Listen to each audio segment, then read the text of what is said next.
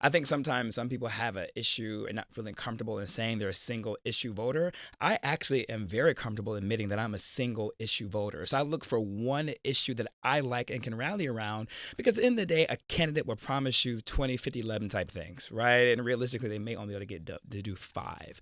And so I'm always like, can I help push and advocate for that one thing?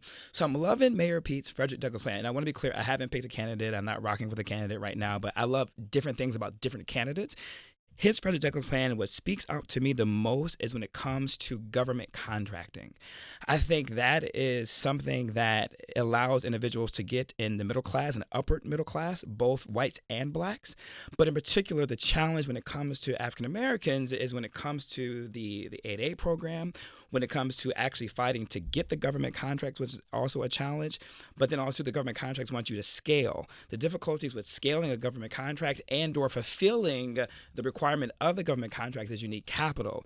The difficulty with getting capital, being black and brown, is our ability to access to capital with the banking and the finance system. So what Mayor Pete is doing, the Frederick Douglass plan, is addressing that head on by saying they're willing to work with financial institutions and other programs, particularly the SBA, in order to make sure that government contracting is more equitable and to make sure that African Americans have access to capital they need to fulfill the contract, so then they don't have to give up the contract in order to be fulfilled. I think that's brilliant. A little known fact about me, Karen, that most people don't know is that President Obama appointed me as United States Small Business Administration millennial champion under the Federal Commission of Underserved Communities. And on that commission, Karen, there is a seat at the table for every demographic, if you will, for the African American community, Latinos, LGBTQAI, the disabled, et cetera, et cetera, et cetera.